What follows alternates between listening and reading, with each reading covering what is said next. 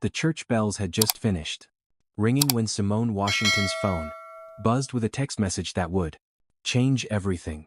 Standing at the altar, in her grandmother's ivory lace wedding dress, she looked radiant under the soft morning light streaming through the stained glass windows. 200 guests sat in the wooden pews behind her, their excited whispers filling the sacred space. The photographer had just finished adjusting his camera angle to capture what should have been the most beautiful moment of her life. But Todd wasn't there. Simone's hands trembled as she read the message on her phone screen. Can't do this. Sorry. Taking the sorry honeymoon trip with Bethany instead. You deserve better than me anyway. The words blurred as tears filled her brown eyes. Bethany, her own maid of honor, who had mysteriously disappeared an hour before the ceremony. The officiant, Reverend Johnson, cleared his throat gently. Is everything all right, dear? Simone looked up at the expectant faces in the Siver congregation. Her mother, Grace, sat in the front row, her face shifting from confusion to concern. Todd's parents were nowhere to be seen. The realization hit her like cold water. They had known. Everyone in Todd's family had known he wouldn't show up, and they had simply stayed home. Ladies and gentlemen, Simone's voice cracked as she spoke into the microphone.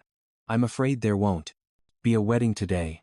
Todd has decided not to go through with the ceremony. Gasps echoed through the church. Some guests pulled out their phones to take pictures of her humiliation. Others whispered loudly about what a scandal this would become in their small town. Simone felt her legs wobble beneath her as the full weight of public embarrassment crashed down on her. That's when she noticed him. A man in an elegant navy suit sat alone in the back pew. He had kind blue eyes and neatly styled brown hair. Unlike everyone else, he wasn't gawking or whispering. Instead, he was watching her with genuine concern, as if he wanted to help, but wasn't sure how. Simone gathered the long train of her dress and began the longest walk of her life down the aisle toward the church doors. Each step felt heavier than the dow's last. The guest stares burned into her back. Someone's child started crying, adding to the chaos of voices and camera clicks.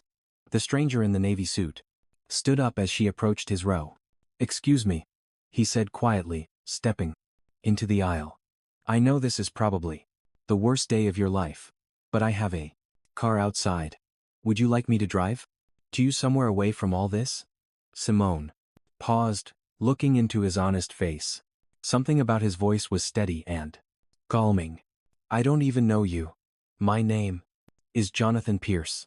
I was invited as someone's plus one, but right now I think you need a friend more than anything else.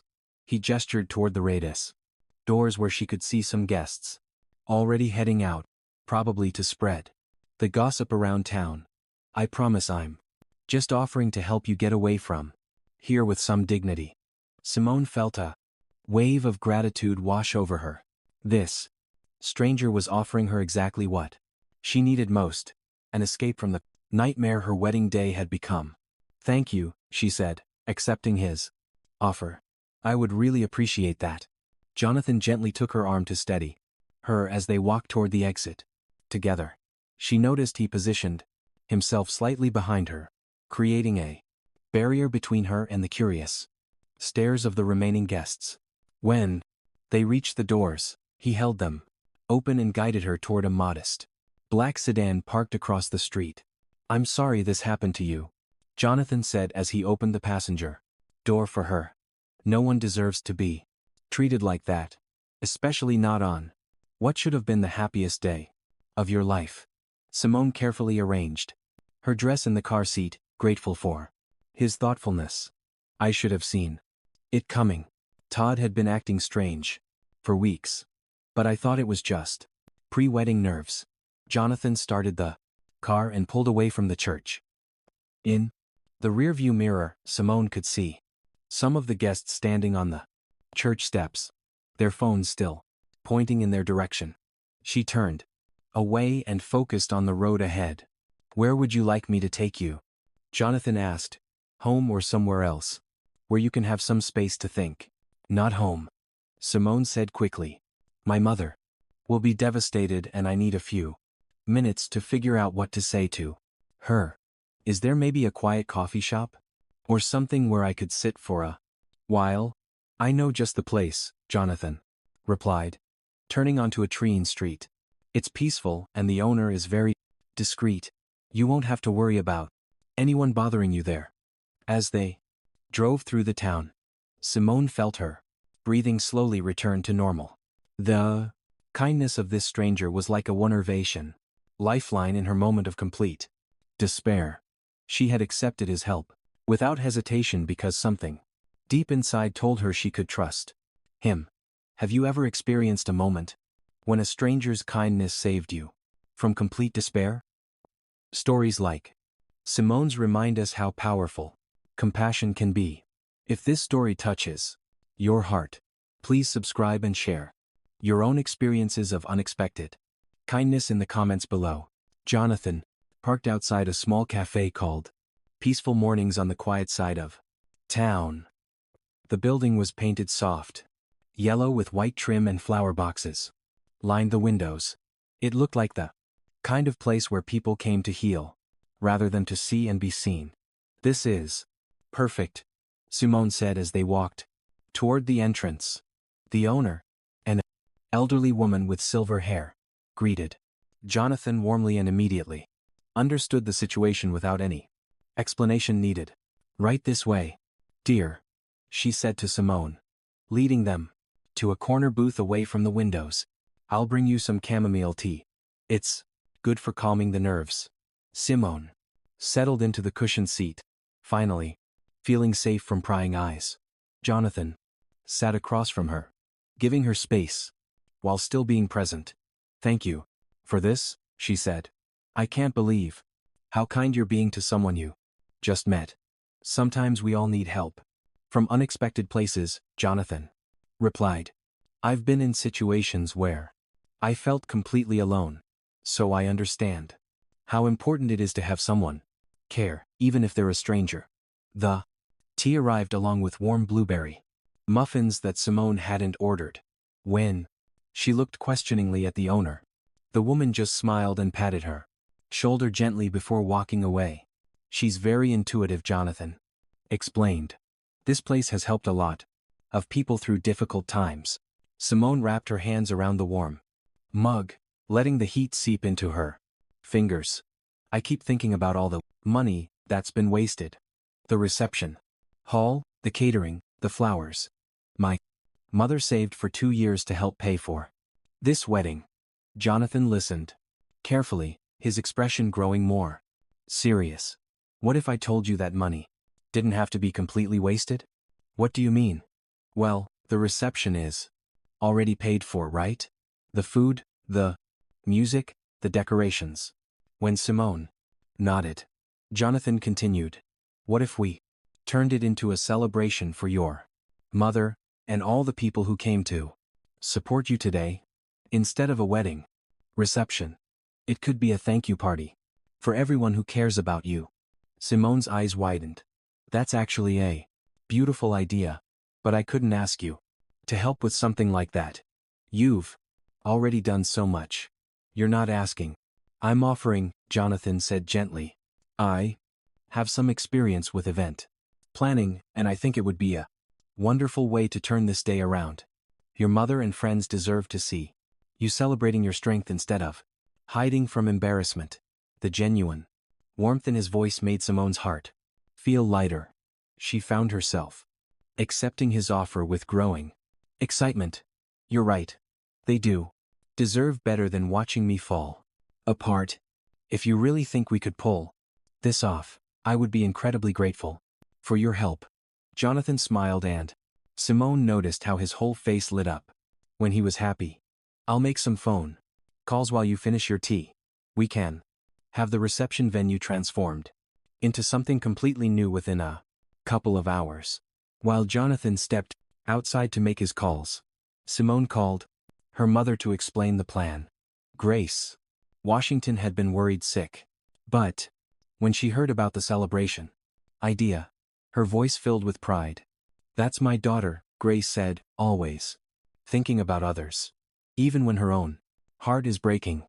This Jonathan person sounds like an angel sent, just when you needed him most. When Jonathan returned, his face was bright with good news. Everything is arranged. The venue coordinator was happy to help once I explained the situation. They're changing the decorations from wedding themes to celebration themes. The DJ will play uplifting music instead of romantic songs, and the caterer is adjusting the menu to be more like a community feast. "How much is this going to cost?" Simone asked, though she was already overwhelmed by his generosity. "Don't worry about that," Jonathan said, waving away her concern. "I have connections in the event industry." And everyone was excited to help make something positive out of a difficult situation. Sometimes the universe provides exactly what we need when we need it most. Simone felt tears of gratitude rather than sadness for the first time that day. "I don't know how to thank you enough. You've taken the worst day of my life and somehow found a way to make it meaningful." "You don't need to thank me," Jonathan said. "Helping you has reminded to me how good it feels to use resources for something that really matters. I've been feeling pretty disconnected from people lately, and today has shown me what I've been missing." They spent the next hour planning details for the present celebration. Jonathan had a natural talent for organization and seemed to think of everything Simone might need. He offered to arrange transportation for elderly guests, to coordinate with the photographer to capture happy moments instead of awkward ones, and even to have someone professionally clean and preserve her wedding dress so she could decide later what to do with it. "You seem to know a lot about event planning," Simone observed as they walked back to his car. "Is that what you do for work?" Jonathan hesitated for just a moment. "I work in business management. Part of my job involves coordinating large events and making sure everything runs smoothly. It's taught me that most problems have solutions if you approach them creatively." As they drove toward the reception venue, Simone found herself studying Jonathan's profile. He had a quiet confidence that made her feel secure, and his genuine interest in her well-being was unlike anything she had experienced before. Todd had always made her feel like she needed to earn his attention, but Jonathan simply gave his freely. "Can I ask you something?" Simone said as they pulled into the venue parking lot. "Of course. Why are you doing all this for someone you just met?" "Most people would have offered to drive to me home and considered their good deed done for the day." Jonathan turned off the engine and looked at her thoughtfully. "I guess because I know what it feels like to be surrounded by people, but still feel completely alone. Today, when I saw you standing at that altar, I recognized something in your face that I've seen in my own mirror.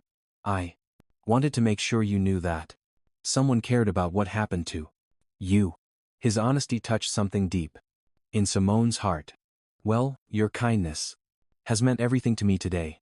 I hope someday I can return the favor and help you feel less alone, too."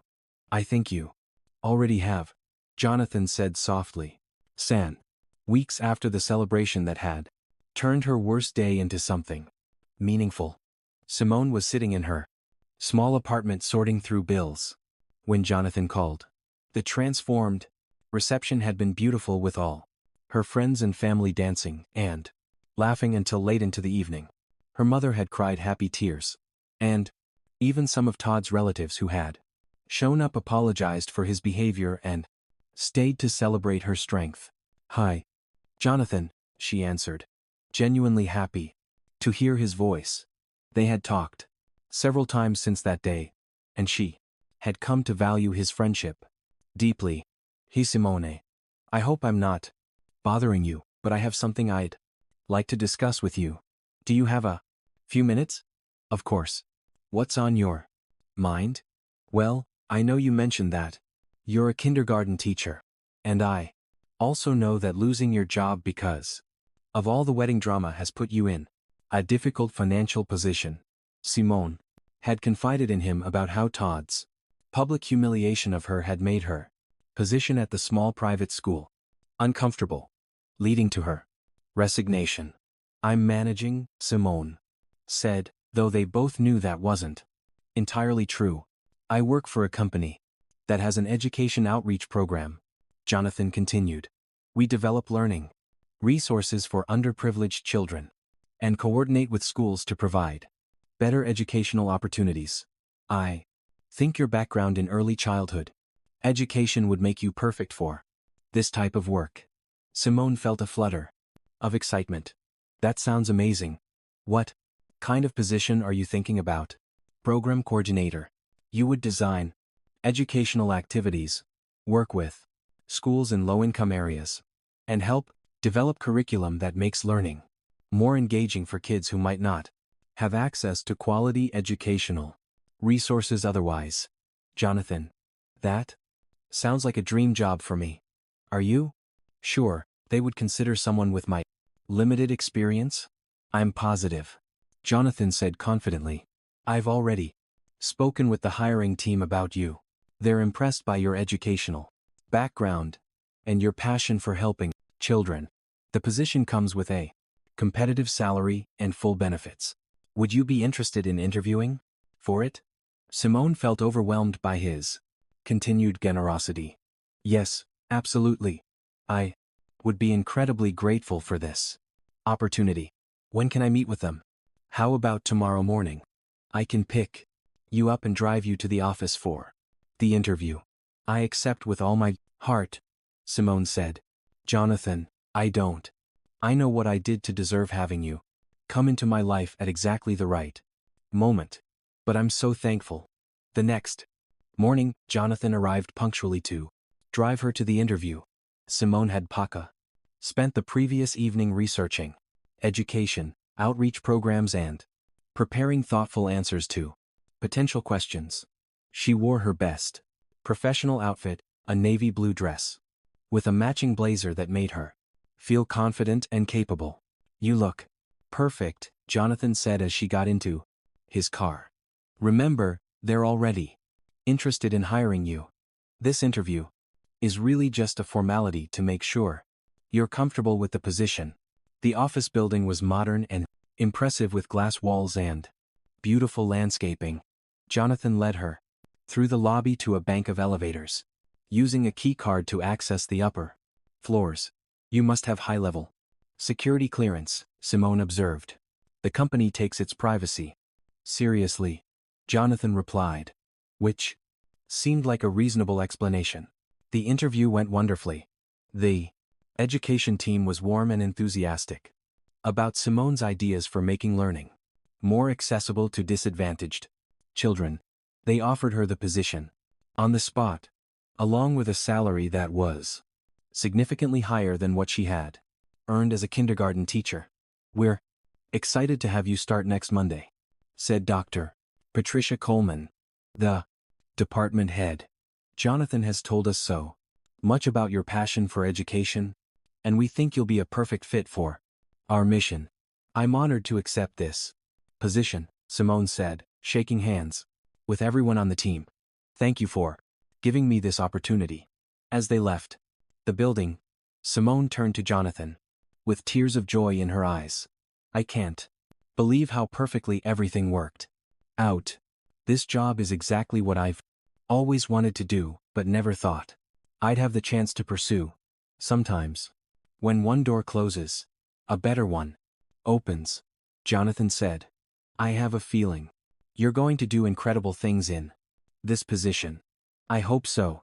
I want to make sure I live up to your recommendation. Over the following weeks, Simone threw herself into her new role with enthusiasm. She developed creative learning programs that combined traditional academics with hands-on activities. Her first project involved working with 5 schools and underprivileged neighborhoods to create reading corners with comfortable seating and engaging books. What she didn't realize was that Jonathan often watched her presentations from the back of meeting rooms, smiling as he saw her natural leadership abilities shine. He had given her the opportunity, but her success was entirely her own achievement. You're really flourishing here, Jonathan said one evening as they had coffee after a particularly successful school visit. The teachers keep telling me how much the kids love your programs. It feels incredible to be doing work that actually makes a fiverious difference, Simone replied. And the best part is I keep getting more resources approved for new projects. Whoever runs this company really understands the importance of education. Jonathan smiled mysteriously. I'm sure they do. Have you ever met the CEO? Simone asked. I'd love to thank them personally for creating these opportunities for children. Maybe someday, Jonathan said. Right now, I think what matters most is that you're able to do the work you love. Simone reached across the table and squeezed his hand. You've changed my life in ways I never could have imagined. I was so lost after what happened with Todd. And you've helped me find a path that's better than anything I had planned before. You've changed my life, too, Jonathan said quietly. Watching you help those children has reminded me why the work we do here matters so much. As they walked to his car, Simone felt a deep sense of contentment. She had a job she loved, a growing friendship with someone who genuinely cared about her well-being, and hope for a future that felt bright and full of possibility.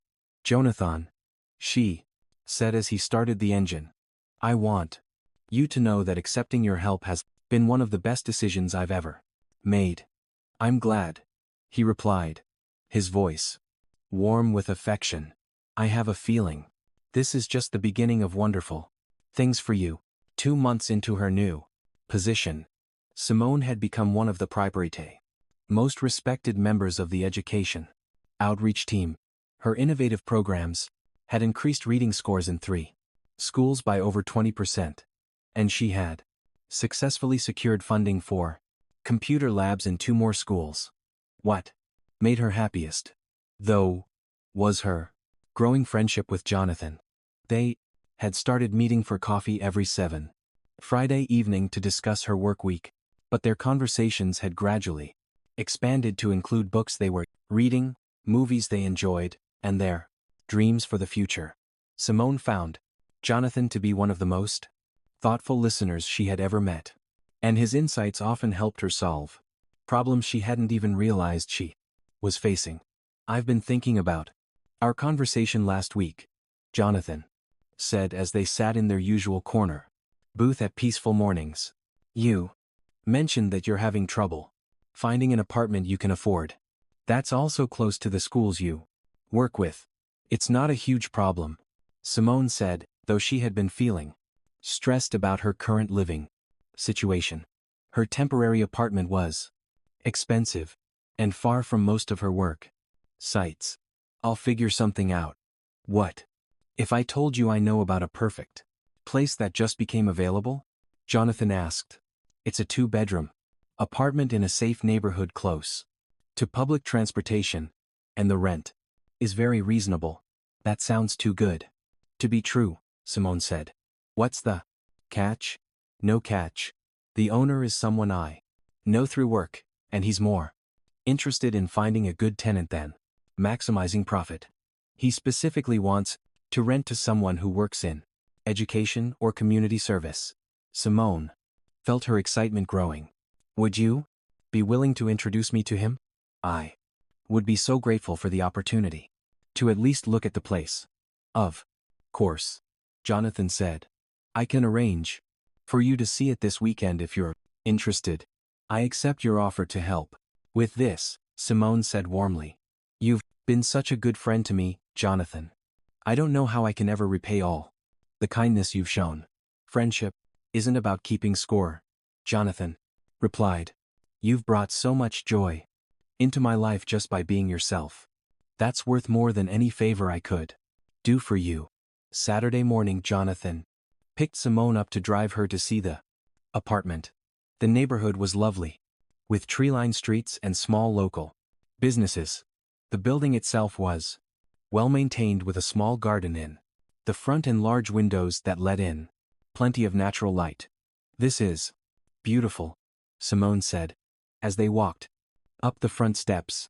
"Are you sure the rent is really affordable?" "I'm sure," Jonathan said, using a key to open the front door. "The owner is more concerned with having responsible tenants who will take care of the place." The apartment exceeded all of Simone's expectations.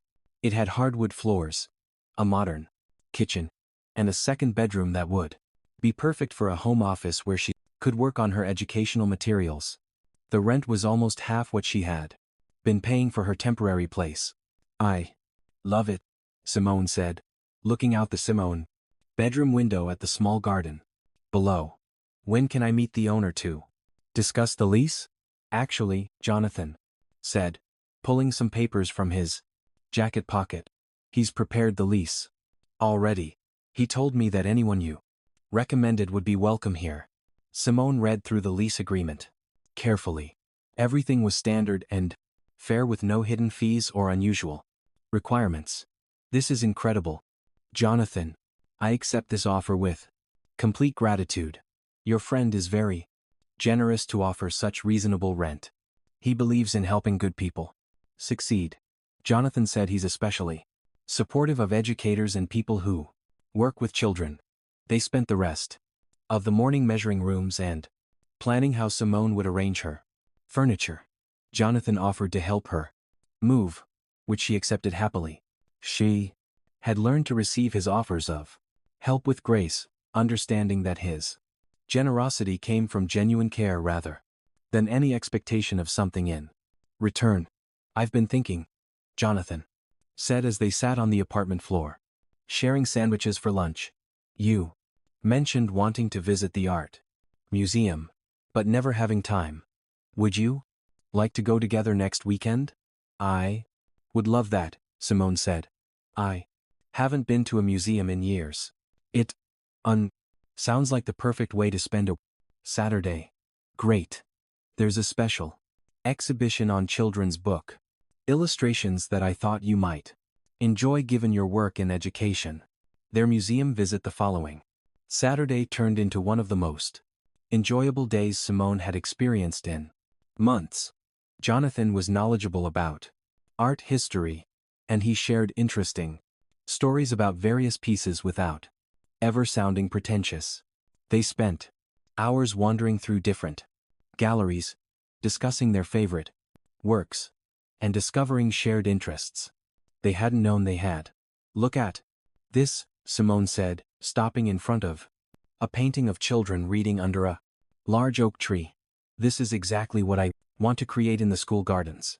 Outdoor reading spaces where kids can connect with nature while they learn." "That's a wonderful idea," Jonathan said. "Have you thought about proposing it as a new program?" "I wouldn't know how to get funding for something like that," Simone admitted. "What if I helped you put together a proposal?" Jonathan offered. "I have experience with grant writing and project funding. We could research similar programs and put the minets together a compelling case for why outdoor education spaces would benefit the children." Simone turned to face him, her eyes bright with excitement. "You would really help me with something like that." "Absolutely. I think your vision for combining education with nature could make a real difference for these kids." "Then I accept your offer with enthusiasm," Simone said. "Working with you on this project sounds like it could be amazing." As they walked through the same museum sculpture garden, Simone found herself noticing how comfortable she felt with Jonathan. Their conversations flowed naturally, and he had a way of encouraging her ideas that made her feel more confident and creative than she had in years. "Thank you for bringing me here today," she said as they sat on a bench, surrounded by flowering trees.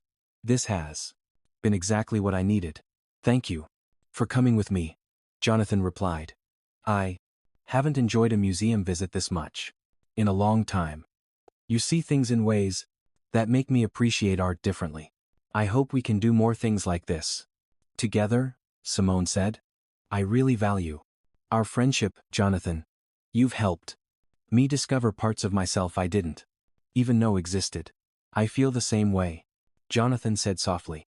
You've reminded me how important it is to connect with people who share your values and passions. As they drove home that evening, Simone felt a deep sense of contentment. Her new apartment would be ready for her to move into the following week. Her work was fulfilling and successful, and she had developed a friendship that brought joy and meaning to her life. For the first time since her wedding day disaster, she felt genuinely excited about her future. 3 months had passed since Simone started working at the education outreach program, and she had never been happier with her professional life. Her outdoor learning proposal, developed with Jonathan's help, had been enthusiastically approved, and she was now managing the installation of garden classrooms at 6 different schools. Miss Washington, when will the butterfly garden be ready? Asked 5-year-old Amara during Simone's visit to Lincoln Elementary. I want to read my book to the butterflies very soon, sweetheart, Simone promised, her heart warming at the child's excitement. Next week, we'll plant all the flowers that butterflies love most. After her school visit, Simone met Jonathan at their usual coffee shop to update him on the shoal project's progress. She had grown to treasure these weekly meetings where she could share her successes and challenges with someone who truly understood her passion for education. The children are so excited about the gardens, she told Jonathan, as they settled into their corner booth. But I'm running into a problem with funding for the additional supplies we need. What kind of supplies? Jonathan asked, leaning forward with interest. Books mainly. I want to create weather-resistant book collections for each outdoor classroom, so children can read outside year-round. I also need funding for art supplies so kids can create nature journals and document what they learn in the gardens. Jonathan nodded thoughtfully. How much would all of that cost? About $15,000 total for all 6 schools. Simone said, I've been applying for grants, but the process is slow, and I'd love to have everything ready when the gardens are finished. What if I told you I knew someone who might be willing to fund the entire project? Jonathan asked. Simone's eyes widened. Seriously, who? There's a benefactor I know through work who specifically supports educational patient initiatives. They prefer to remain anonymous, but they've been very impressed with your garden classroom concept. Jonathan, that would be incredible, Simone said, hardly able to believe such good fortune. I would accept that offer with complete gratitude. These children deserve to have access to quality books and art supplies.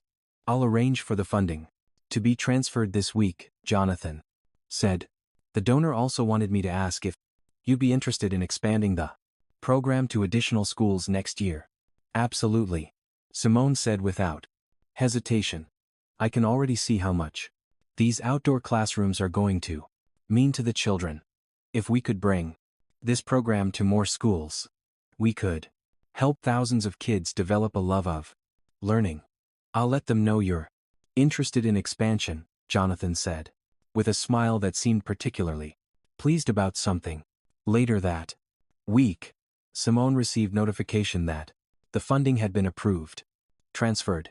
She immediately began ordering books and supplies, working with local vendors to ensure everything would be ready for the garden installations. I still can't believe how generous this anonymous donor is, Simone said to Jonathan as they watched children at Martin Luther King Elementary help plant sunflowers in their new outdoor classroom. Whoever they are, they're changing these kids' lives. I'm sure they feel the same way about the work you're doing, Jonathan replied, watching as a group of second graders carefully watered their newly planted seeds. Can I ask you something? Simone said as they walked through the garden space together. Of course. You always seem to know about these funding opportunities and generous benefactors. Do you work in philanthropy or grant management? I realize I don't know much about the specifics of your job. Jonathan paused near a bench where children would soon be able to sit and read under the shade of a maple tree. I work in various aspects of business development and community investment. Part of my role involves connecting worthwhile projects with people who have the resources to support them. That makes sense, Simone said. You're really good at it. These children are so lucky that you understand the importance of educational programs. The following month, Jonathan made another offer that took Simone by surprise. They were having dinner at a small restaurant near her new apartment when he brought up the subject of field trips. I've been thinking about your students, he said. Many of them have never been to places like science, museums, art galleries, or historical sites. Right? That's true, Simone confirmed. Most of these schools don't have funding for educational field trips. It's one of the things that makes me saddest about the inequality in education. What if we could arrange sponsored field trips for all the schools in your program? Jonathan asked. Transportation, admission fees, educational materials, everything included? Simone set down her fork, staring at him in amazement. Jonathan, do you understand how much that would cost? We're talking about hundreds of children across 6 schools. The same anonymous benefactor I mentioned before has specifically expressed interest in funding educational experiences outside the classroom. Jonathan explained they believe that exposing children to museums, science centers, and cultural institutions is just as important as traditional classroom learning. I couldn't agree more, Simone said, her excitement building. Studies show that children who visit museums and cultural sites develop stronger critical thinking skills and broader worldviews. So, you would accept this funding if it were offered? Without any hesitation, Simone said firmly. These children deserve to experience the wider world beyond their neighborhoods. I accept this generous offer with complete gratitude. Perfect. I'll arrange for the field trip funding to be set up through the education department. You can start planning trips for the spring semester. Over the next few weeks, Simone threw herself into planning educational field trips that would complement the outdoor classroom curriculum. She arranged visits to the Natural History Museum for children studying plant life cycles, trips to the Art Museum for students learning about color and creativity, and visits to the Science Center for kids exploring weather patterns. Miss Washington said 8-year-old Jaden after their first museum visit, I never knew there were so many different kinds of butterflies in the whole world. I want to read every book about butterflies now. That's exactly what we hoped you'd say, Simone replied, her heart full of joy at his enthusiasm. That evening, she called Jonathan to share the success of their first field trip. The children were absolutely amazed by everything they saw. Several of them have already asked their teachers if they can do research projects on what they learned today. That's wonderful, Jonathan said. The benefactor will be thrilled to hear how much the children are benefiting from these experiences. I wish I could thank them personally, Simone said. Whoever this person is, they're making dreams come true for children who might never have had these opportunities otherwise. I think knowing that the programs are successful is thanks enough for them, Jonathan replied. Some people prefer to help quietly without recognition. As Simone prepared for bed that night, she reflected on how dramatically her life had changed since that awful day at the church. What had started as the worst humiliation of her life had led to meaningful work, financial stability, and a friendship with someone who consistently encouraged her to dream bigger and reach higher. She had learned to accept generosity with grace, understanding that sometimes accepting help allowed others to experience the joy of making a positive difference. The anonymous benefactor whoever they were, was clearly someone who understood that investing in education was investing in the future. "Thank you," she whispered into the darkness, hoping somehow her gratitude would reach the mysterious person who had made so many wonderful things possible. Spring arrived with an explosion of color in the garden, classrooms, and Simone's program had become a model that other cities were interested in replicating. She had been invited to speak at education conferences, and had even been featured in a magazine article about innovative tracks, outdoor learning environments. "I still can't believe all this success started with a conversation about wanting to create reading spaces under trees," Simone said to Jonathan as they walked through the Lincoln Elementary garden, where children were reading quietly among the blooming flowers. "Good ideas have a way of growing when they're properly nurtured," Jonathan replied, watching a group of kindergartners share a picture book about bees while sitting on small wooden benches, surrounded by lavender plants. "Speaking of growth," Simone said, "I have some exciting news. Dr. Coleman has asked me to present our program to the board of directors next month. If they approve it, we could expand to 20 more schools next year." "That's incredible, Simone. I'm sure they'll be impressed by everything you've accomplished." "I hope so. I've been working on the presentation for weeks, but I'm nervous about speaking to such high-level executives." "You'll be perfect," Jonathan assured her. "You have passion, data to support your programs, and real evidence of success. What more could they want?" That evening, Simone was home working on her presentation when her phone rang. The caller ID showed her mother's number. "Hi, Mom," she answered. "How are you?" "I'm fine, sweetheart, but I have some news that might upset you." "Grace," Washington said carefully. "Todd came by the house today." Simone felt her stomach drop. "What did he want?" "He said he's been trying to reach you for weeks.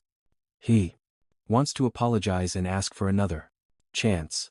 "Mom, I hope you told him that's never going to happen." "Of course, I did. But Simone, he seemed different, desperate almost. He kept saying he made the biggest mistake of his life and that he realizes now how much he loves you." Simone rubbed her temples, feeling a familiar stress headache beginning. "It's too late for apologies. I've moved on with my life, and I'm happier than I've ever been." "I told him that, but he said he's not giving up. He mentioned something about proving he's changed and making grand gestures to win you back." After hanging up with her mother, Simone felt unsettled. She had built a new life based on kindness, generosity, and meaningful work. The last thing she wanted was for Todd to disrupt the peace and happiness she had found. She decided to call Jonathan to talk through her concerns. His calm presence, always, helped her think more clearly. "I'm sorry he's bothering you," Jonathan said after she explained the situation. "How are you feeling about all this?" "Annoyed mostly, and a little worried that he might try to cause problems at work or in other areas of my life. Would you like me to help you handle this situation?" Jonathan offered. "I have some experience dealing with people who won't accept no for an averite answer." Simone felt immediate relief at his offer. "What could you do?"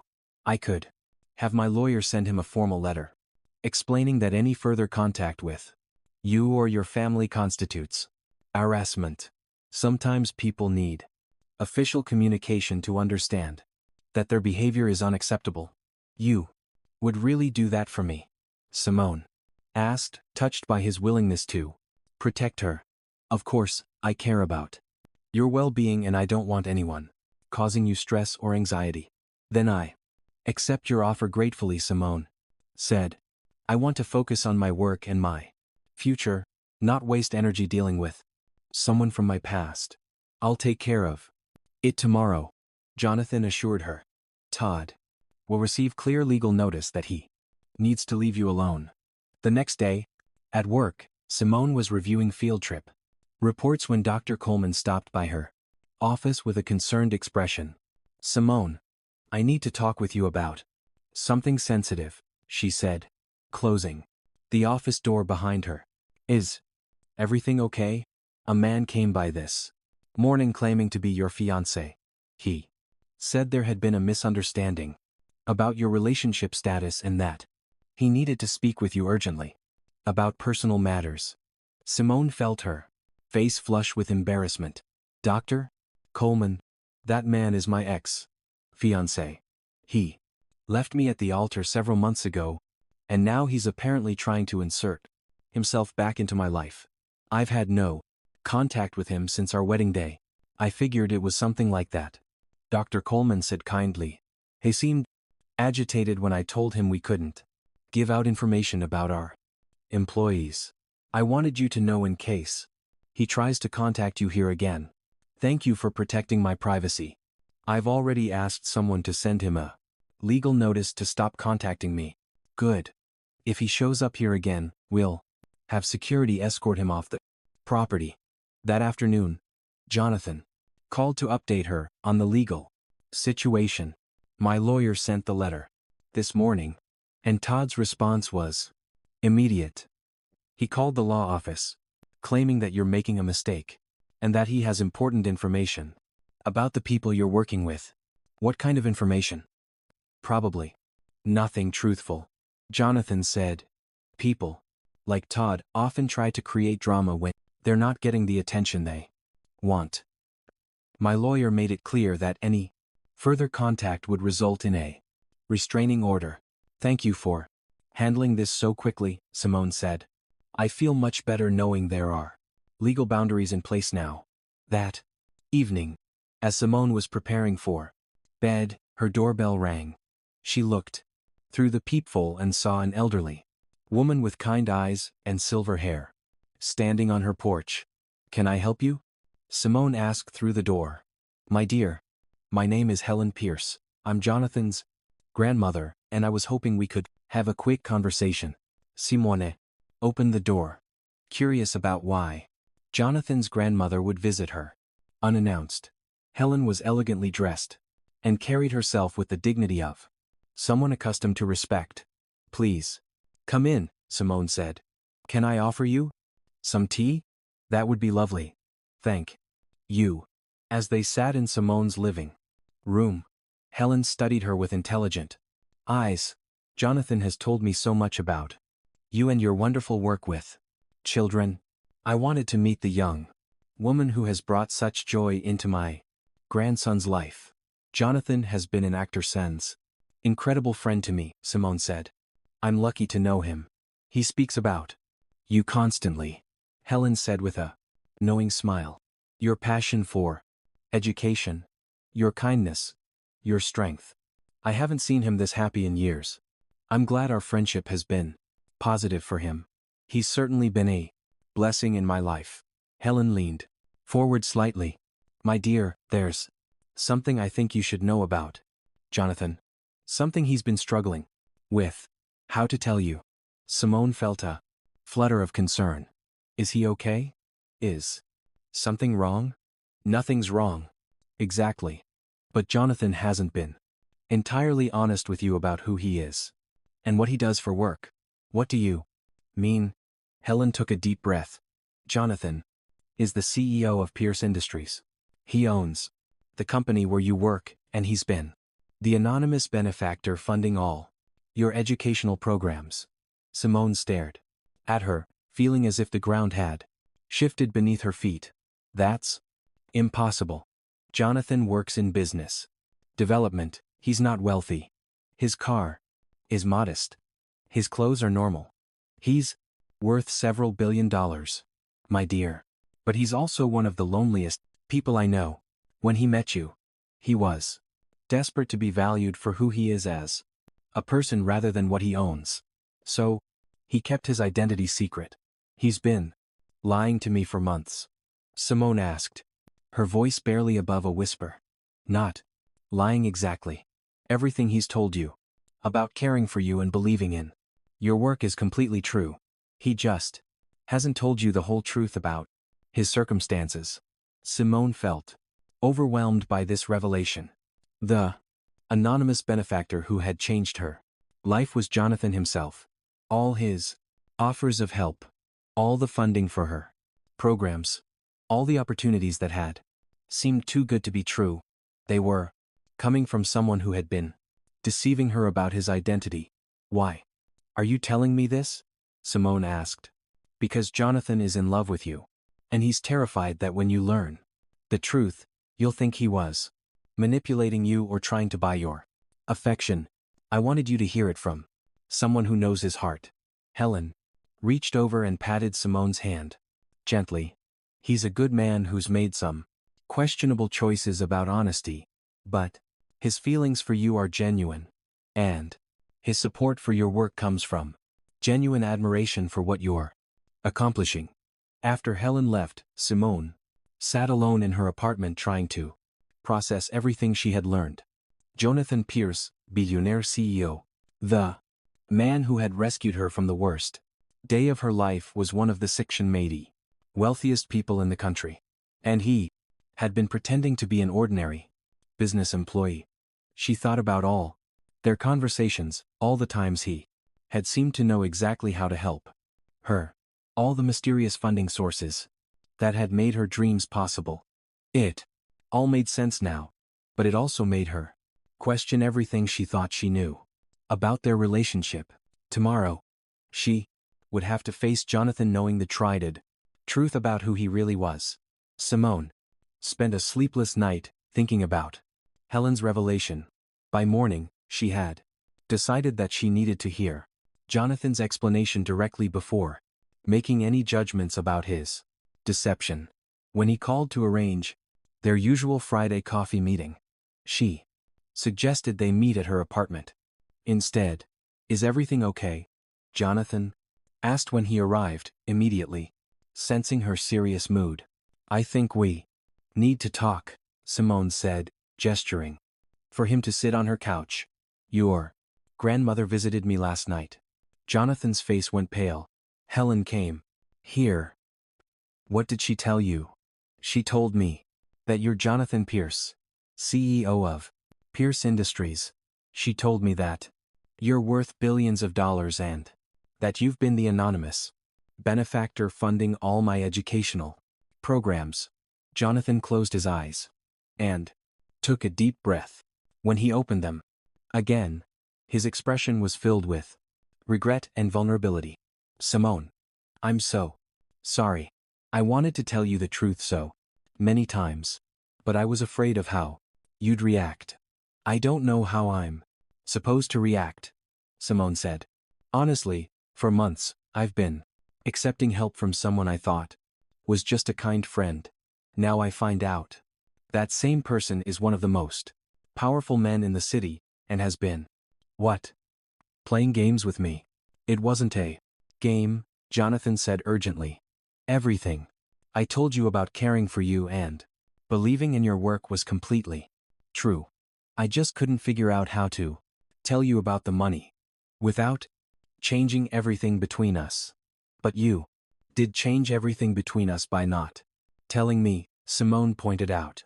"Every conversation we've had has been based on false information. Every time I thank you for your help, I was actually thanking my boss." Jonathan leaned forward, his hands clasped tightly together. "When I met you that day at the church, you were this incredible woman who had just been abandoned and humiliated, but you still had the strength to stand up with dignity and grace. I wanted to help you because you deserved better than what had happened to you. But why the deception? Why not just tell me who you were from the beginning? Because I've learned that when people know about my wealth, they see dollar signs instead of seeing me," Jonathan explained. "Every relationship becomes transactional. People agree with everything I say, laugh at jokes that aren't funny, and pretend to share interests they don't really have. I wanted to know what it felt like to be valued for myself, not my bank account." Simone studied his face, seeing genuine pain in his expression. "So, you decided to lie to me instead." "I decided to let you get to know me without the complication of money influencing your Feelings, Jonathan said. And it worked, didn't it? You became my friend. Because you liked who I am as a person, not because you wanted something from me. But I did want something from you.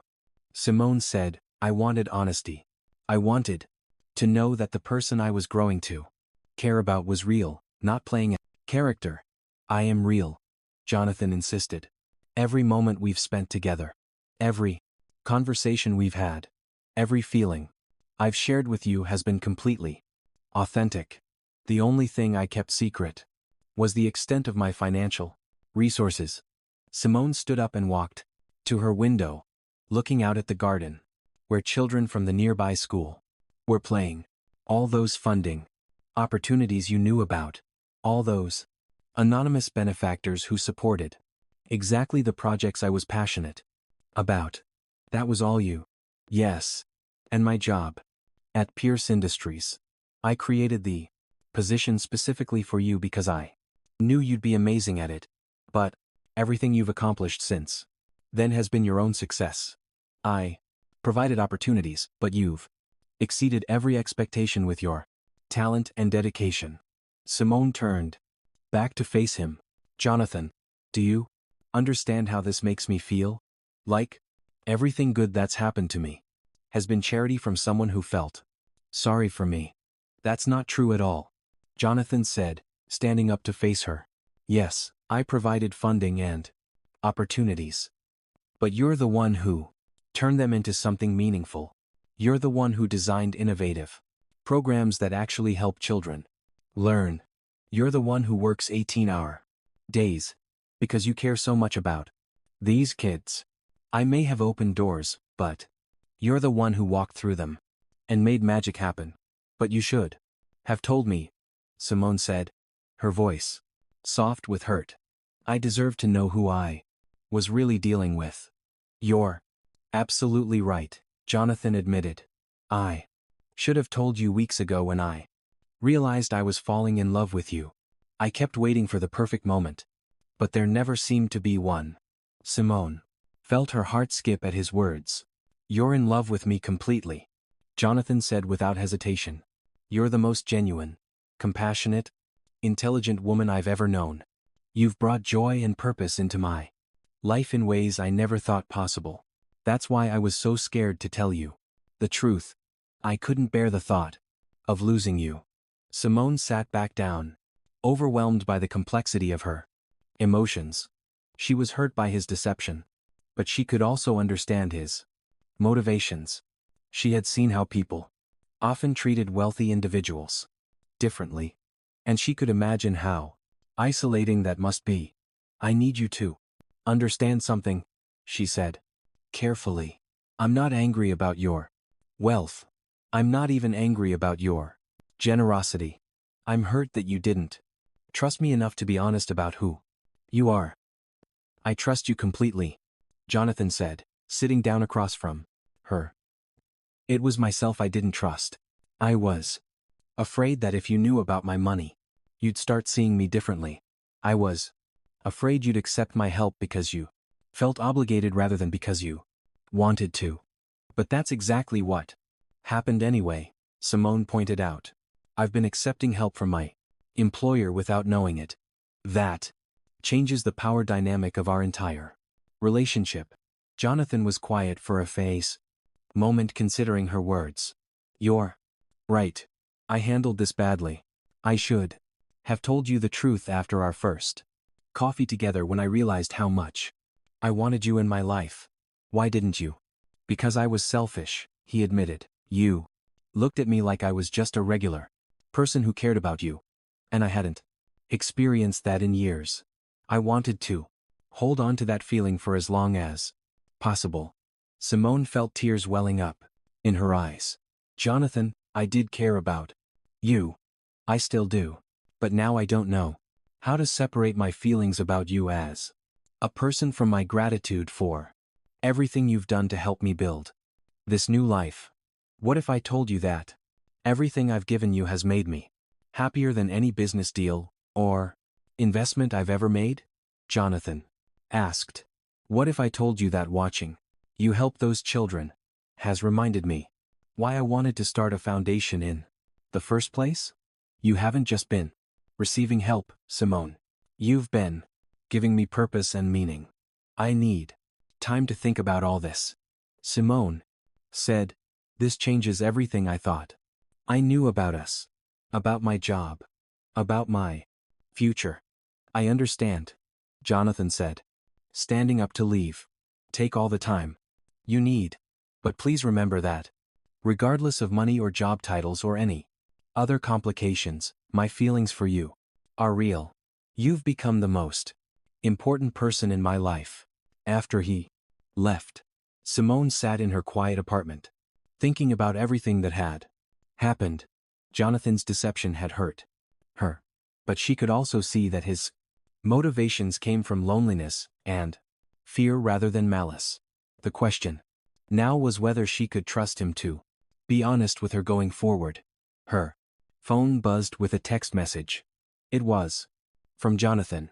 I've arranged for a complete financial separation between my personal relationship with you and your professional work.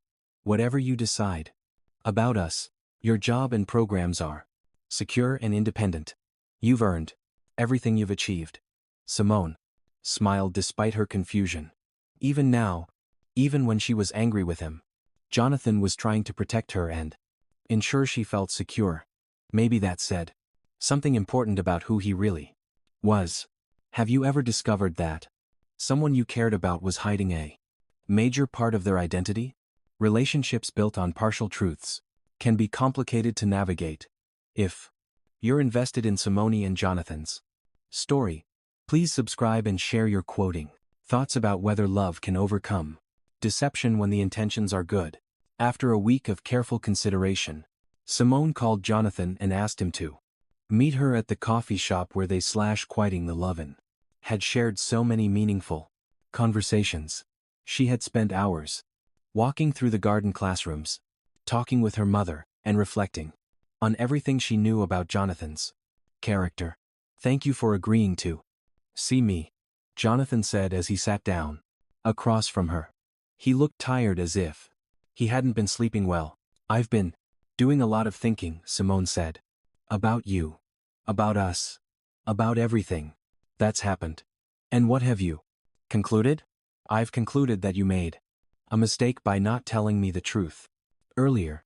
But I also understand why you made that choice. Simone wrapped her hands around her coffee mug, gathering her thoughts. I've also realized that everything I fell in love with about you had nothing to do with your wealth. Jonathan's eyes lit up with hope. You fell in love with me? Yes, Simone said, with a smile. I fell in love with your second kindness, your intelligence, your genuine care for other people, and your ability to see possibilities where others see problems. Those qualities aren't related to how much money you have. So, where does that leave us? Jonathan asked carefully. I think it leaves us with a choice, Simone replied. We can let your deception destroy what we've built together, or we can commit to complete honesty going forward and see what our relationship can become. I choose honesty, Jonathan said immediately. I choose building a future with you based on truth and trust. Then I choose to give us a real chance, Simone said. But I need you to promise me something. Anything. I need you to promise that from now on you'll trust me enough to be completely honest about everything. No more secrets. No more protecting me from information you think might upset me. I promise, Jonathan said solemnly. No more secrets. Simone reached across the table and took his hand. Good. Because there's something I want to tell you, too. What's that? I love you too, Jonathan Pierce. Not because you're wealthy, not because you've helped me, but because you're a good man who makes me want to be the best version of myself. Jonathan lifted her hand to his lips and kissed it gently. I love you, Simone Washington, more than I ever thought it was possible to love someone. They spent the rest of the afternoon walking through the downtown area, talking about their hopes for the future and sharing Stories they hadn't told each other before. Jonathan told her about his childhood, his relationship with his grandmother, and his struggles with loneliness despite being surrounded by people who wanted things from him. Simone shared her dreams for expanding educational opportunities and her fears about whether she was capable of handling such large-scale projects. "There's something I want to ask you," Jonathan said as they paused on a bridge overlooking the river that ran through their city. "What is it? Would you like to come to dinner with my grandmother this weekend? She's been wanting to get to know you better, and I think you'd really enjoy each other's company." "I would love that," Simone said. "I liked her when she visited me, even though I was overwhelmed by what she was telling me." "She's going to adore you," Jonathan said. "She's already told me several times that you're the best thing that's ever happened to me." Sunday evening, Jonathan picked Simone up for dinner at Helen's elegant but comfortable home. The older woman greeted them warmly and had prepared a meal of Simone's favorite foods, which Jonathan had apparently mentioned to her.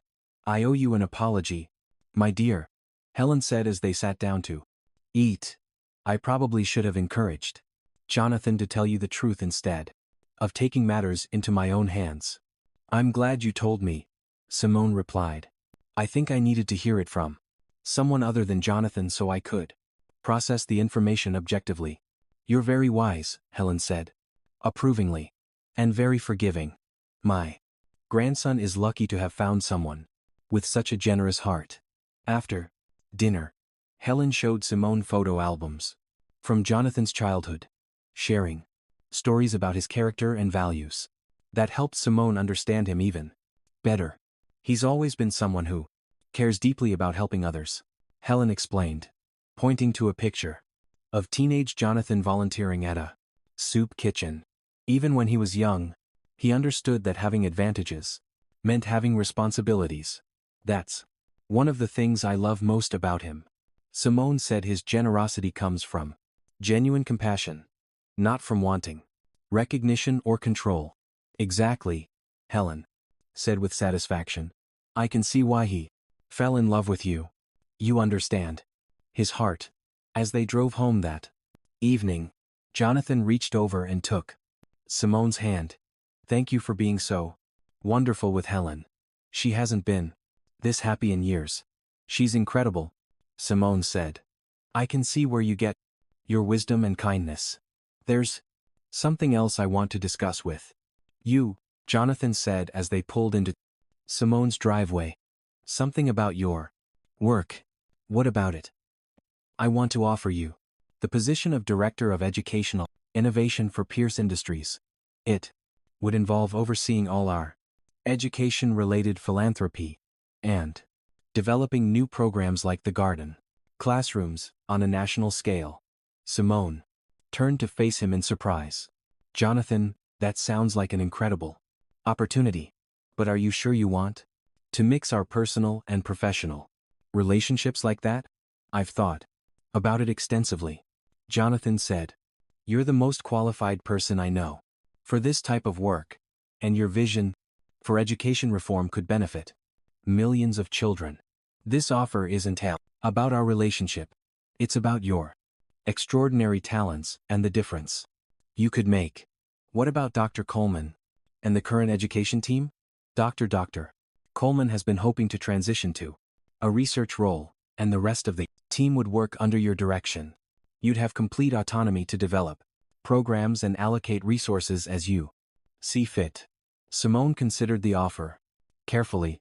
It would mean tremendous responsibility, but also the opportunity to help children on a scale she had never imagined possible.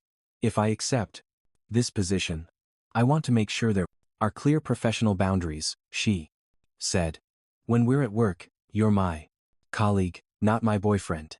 "Agreed," Jonathan said with a smile. "So, does that mean you accept?" "I accept with excitement and gratitude," Simone said. "And I promise to use this opportunity to create programs that will make a real difference in children's lives." Jonathan leaned over and kissed her softly. "I Can't wait to see what you accomplish. You're going to change the world. Simone. We're going to change the world. She corrected. Together.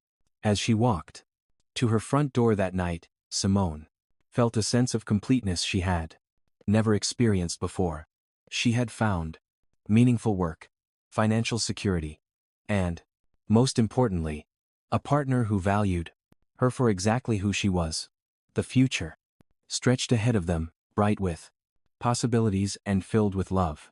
6 months into their relationship, Simone and Jonathan had found a perfect balance between their personal and professional lives. Simone had exceeded all expectations in her role as Director of Educational Innovation, launching garden classroom programs in 12 states, and developing a teacher training curriculum that was being adopted by universities nationwide. The preliminary data from our pilot programs is incredible, Simone told the Pierce Industries Board of Directors during her quarterly presentation. Students in schools with garden classrooms are showing 30% improvement in science comprehension and a polar percent improvement in reading engagement. The board members nodded approvingly, asking thoughtful questions about expansion timelines and budget allocations. Jonathan sat at the far end of the conference table, maintaining the professional distance they had agreed upon, while clearly being proud of her accomplishments. Miss Washington, said board member Patricia Chin, the foundation world is taking notice of your innovative approaches. We've received inquiries from 3 other major philanthropic organizations about collaboration opportunities. I'd be interested in exploring partnerships that could benefit more children, Simone replied. My goal is to make quality outdoor education accessible regardless of a family's economic situation. After the meeting, Jonathan waited until the Prosit conference room was empty before approaching Simone. You were brilliant in there, he said. I'm continually amazed by your vision and leadership. Thank you, but remember our agreement about keeping work and personal separate, Simone said with a playful smile. You can tell me how amazing I am when we get home. Speaking of home, Jonathan said, his expression becoming more serious. There's something I've been wanting to discuss with you. What is it? My lease is up next month, and I've been thinking about looking for a new place. Something with more space for entertaining, and maybe room for a home office where you could work on your program materials. Simone felt her heart speed up. Are you asking what I think? You're asking? I'm asking if you'd like to look for a place together, officially move in together, and start building a shared life. Jonathan, I would love that, Simone said, accepting his offer with joy.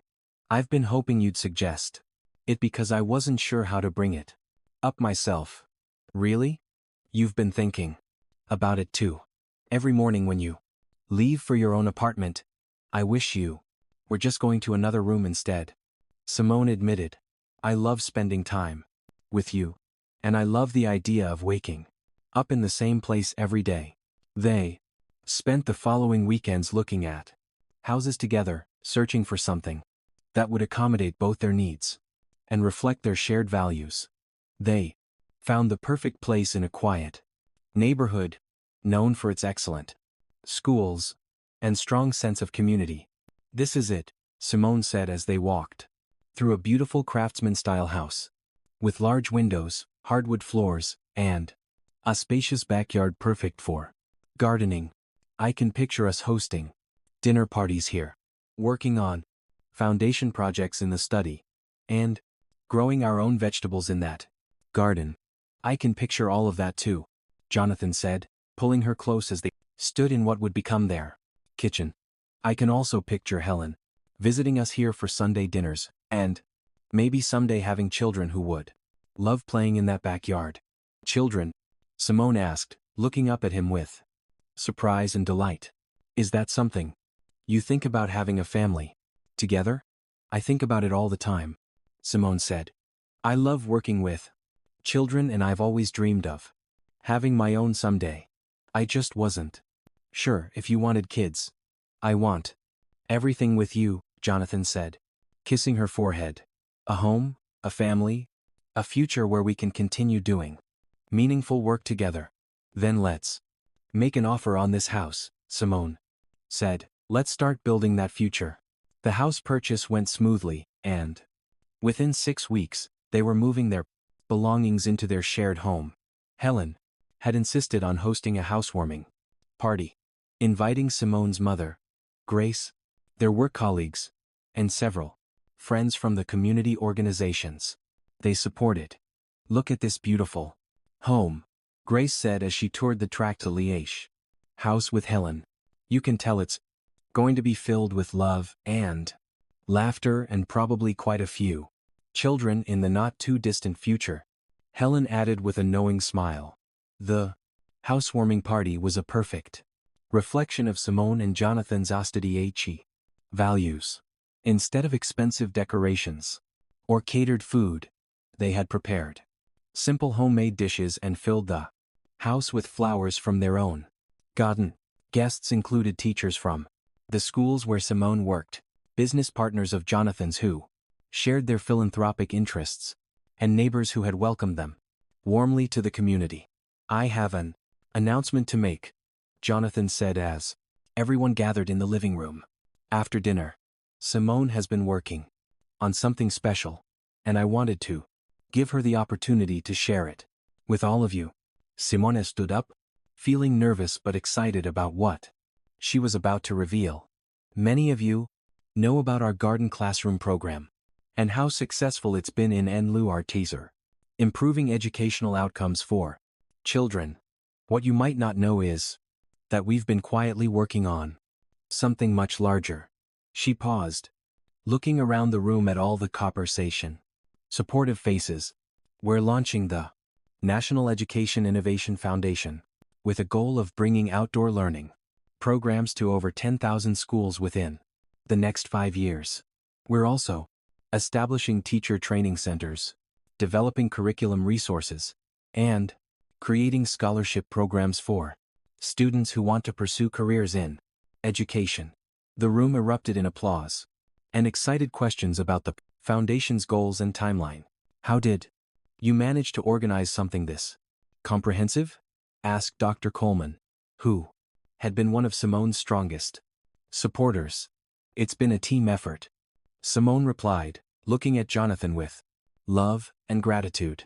I provided the educational vision and Jonathan provided the business strategy and resources to make it sustainable. We've also partnered with universities, other foundations, and community organizations who share our commitment to educational equity. After the guests left, Simone and Jonathan sat on their back porch swing, enjoying the peaceful evening and reflecting on how much their lives had changed. A year ago, I was a kindergarten teacher who thought her biggest dream was having her own classroom, Simone said. Now I'm running a national foundation and living with the most wonderful man I've ever known. A year ago, I was a lonely billionaire who thought money was the answer to every problem, Jonathan replied. Now, I know that love and meaningful work are the only things that really matter. We make a good team, Simone said, curling up against his side. The best team, Jonathan agreed. I love you, Simone. Washington. I love you, too, Jonathan. Pierce.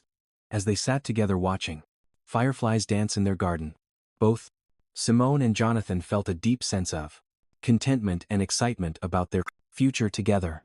They had built something beautiful from the ashes of Simone's worst day, and they were just getting started. 1 year later, Simone stood in the same church where her life had been turned upside down by Todd's abandonment. But this time, everything was different. This time, she was surrounded by people who loved and supported her unconditionally. This time, the man waiting for her at the station altar was someone who had proven his devotion through consistent kindness and unwavering commitment. Are you ready, sweetheart? Grace asked, as she adjusted Simone's veil, the wedding dress was new, elegant, but simple, reflecting Simone's natural grace and understated beauty. I've never been more ready for anything in my life, Simone replied, looking at herself in the mirror. Her reflection showed a woman who was confident, loved, and excited about her future. Helen appeared in the doorway of the bridal preparation room, tears of joy in her eyes. You look absolutely radiant, my dear. Jonathan is the luckiest man in the world. I think I'm the lucky one, Simone said, accepting the pearl bracelet Helen offered her, something borrowed from the Pierce family to welcome you officially into our hearts. I'm honored to wear it, Simone said, fastening the delicate bracelet around her wrist. As the wedding music began, Simone walked down the aisle with her mother beside her. The church was filled with friends, family, colleagues, and children from the schools where her programs had made a difference. Several of her former students had made her cards and pictures that decorated the altar area. Jonathan stood waiting for her, looking handsome in his black tuxedo, but more importantly, looking at her with complete adoration and love. When their eyes met, Simone felt the same flutter of happiness she had experienced every day since they had committed to building a life together. Dearly beloved, Reverend Johnson began, we are gathered here today to witness the marriage of two people who have shown us all what it means to turn adversity into blessing, individual success into shared purpose, and personal love into service to others. The ceremony was intimate and meaningful with vows that Simone and Jonathan had written themselves. They promised to support each other's dreams, to maintain honesty and trust in their relationship, and to use their resources and talents to help others find hope and opportunity. I, Jonathan, take you, Simone, to be my wife, Jonathan said, his voice steady and sure. I promise to love you not just in happiness but in challenges, to support your dreams as enthusiastically as my own, and to work beside you in making the world a better place for children everywhere. I, Simone, take you, Jonathan, to be my husband, Simone replied, tears of joy streaming down her face. I promise to love you for who you are, not what you have, to trust in your goodness, even when I don't understand your choices, and to build a family with you based on kindness, generosity, and service to others. When Reverend Johnson pronounced them husband and wife, the church erupted in cheers and applause. Jonathan kissed Simone tenderly, and she felt as if her heart might burst from happiness. The reception was held in the same venue where they had celebrated Simone's strength a year earlier, but this time, the decorations were pure celebration. Tables were filled with flowers from their own garden, and the centerpieces included small potted plants that guests could take home to start their own gardens. Ladies and gentlemen, Jonathan said during his speech, a year ago, Simone taught me that sometimes the worst thing that can happen to you leads to the best thing that can happen to ever you. Today, I'm marrying a woman who has shown me what true partnership looks like. And I'm marrying a man who proved that real love shows up in actions, not just words, Simone added. Together, we're going to continue working to make sure every child has access to quality education and outdoor learning experiences. Dr. Coleman stood up to make a toast to Simone and Jonathan, who have shown us that when two people combine their individual strengths with shared values, they can accomplish incredible things. The National Education Innovation Foundation has already changed thousands of children's lives, and we can't wait to see what you accomplish together as a married couple. As the evening continued with dancing and celebration, Simone found herself surrounded by children from various placed schools who had participated in the garden classroom programs. They had made her a scrapbook filled with drawings, photos, and thank you notes. Miss Simone, said 8-year-old Maria, my teacher said, you and Mr. Jonathan are Going to help even more kids learn about plants and reading outside. That's right, Simone said, kneeling down to Maria's level. We want every child to have the chance to learn in beautiful outdoor spaces. Will you come visit our new garden when it's finished? I wouldn't miss it for the world, Simone promised. Later that evening, as Simone and Jonathan danced their first dance as husband and wife, they talked quietly about their hopes for the future. I have a confession, Jonathan said as they swayed to the soft music. What's that? I've already started setting aside funds for college scholarships for any children we might have someday. I want them to know that education is the most valuable gift we can give them. And I've been researching homeschool curricula that incorporate outdoor learning, Simone admitted. I want our children to grow up understanding that the whole world is their classroom.